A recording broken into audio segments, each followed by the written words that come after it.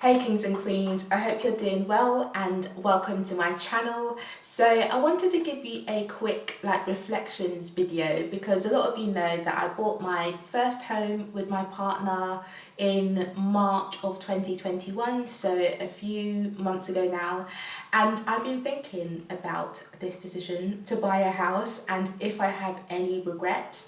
And I guess of course I do, because nothing in life is perfect, and they do say that actually that you never find the perfect home. So whatever home you buy, unless you're a millionaire and you potentially build your own house, there probably will be a couple of things that you don't necessarily like about the house that you bought, but you just kind of weigh up the pros and the cons and you decide to buy the house anyway. So I've been thinking about this house because we've been in it for a few months now, and if I have any regrets, and I do, and I wanted to share them with you because it's not really about trying to create a picture of, oh, life is so perfect, or it's good. I find it useful when people are really open about both the good and the bad and what they potentially would do differently if they can go back in time. And if I could go back in time, I definitely wish that we had negotiated or tried to negotiate just a tiny bit more because we got this house for under the asking price, for 5k under the asking price, and they accepted our first offer. They're just like, yeah, we'll take it, we've accepted your offer, and we're really, really happy. But there's just a tiny bit of you that wonders, like, if I went down a tiny bit further, would they have accepted a slightly lower offer? And you just have to live with the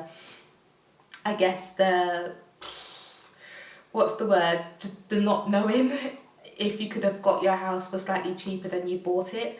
I know that this house, the seller was, I don't know if she was desperate, but it had been on the market for quite a while. So there is reason to believe that she may have potentially accepted a slightly lower offer, although she did tell us that she wouldn't accept a lower offer. But I do wonder, if you went down by maybe 10k, would she have accepted 10k less than the asking price? But not that I regret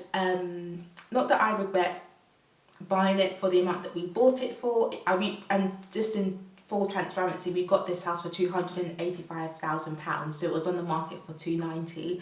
Not that we regret buying it for this price, not that we feel like we overstretched ourselves and the monthly mortgage payments are going to be too much, but you always wonder if you would have been able to save money. So yeah, that's, I guess, one regret that I have.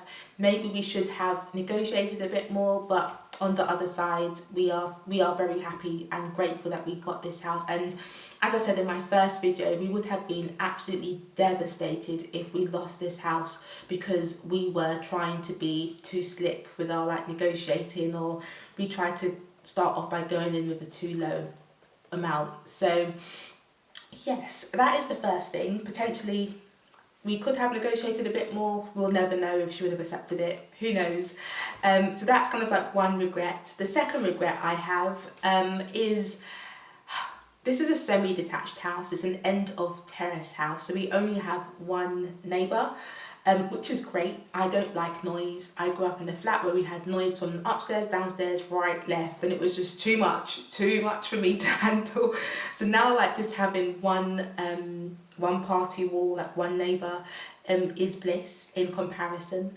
But there are times where we can still hear the neighbours, and saying that, let me just lower my voice a little bit. But yeah, I kind of do wish that we were able to find a detached house within our budget that we really, really liked and that we were able to get, because that would mean we'd have no neighbours whatsoever, and we can make, as soon as I said make as much noise as possible as we want, my mind immediately went to something dirty, but that's not what I was referring to, honestly. It's just in terms of, just knowing that you could speak, that shout or whatever whatever you want to do as loudly as possible in your house without having to worry about the neighbours, play music, etc. without worrying about the neighbours. I do kind of wish that we had a detached house for that reason. But when we were looking at the time, there were detached houses available within our budget, but none of them were to the standards that we wanted. They all required a lot of work, and we weren't willing to spend additional money doing up a house to that extent. So that's why we were not able to get a detached house, but we got second best. We got an end of terrace, which is basically a semi-detached house. But yeah, that would be a dream in future if we were able to get a detached house so that there was no neighbours, don't worry about noise, anyone overlooking you when you're in your garden, etc, etc. So yeah, that's the second thing. And then the third thing, speaking about the garden, is the garden. Our garden is petite, it is compact to say the least. It is very, very small, and like every worker that we've had come to this house to do something, whether it's the painters, whether it's the guy who was doing our internal garage door, doing the integrated stuff in the kitchen, the cleaners, they've all commented on our garden. It is very small, I can't deny it. And actually, when I came to view the house, I was really, really disappointed in the garden, because especially like on Zoopla, on Rightmove, sellers tend to take pictures using wide lenses, so it makes everything in a house appear bigger and longer than it really is. So yeah, the pictures of the garden online, it looked very sizable, but then when we got here, it wasn't like that at all. So it was quite it just was a disappointment basically when we came and we saw the size of the garden. And I knew if we bought this house that I would forevermore be kind of like just looking at other people's gardens, like just thinking, oh, that could have been us.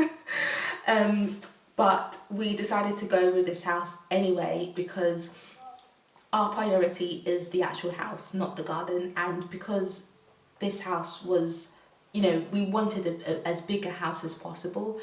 The fact that we were able to get a 4-bedroom house within and even under the budget that we had in mind, we couldn't really pass this house up just because the garden wasn't the size that we were envisioning. So for us, as I said, our priority is the house itself, not necessarily the garden. And praise be to God, we actually have a garden because I've always wanted a garden, and I grew up in a house where we didn't have a garden. So to actually have a garden is a blessing within itself, even if it is small.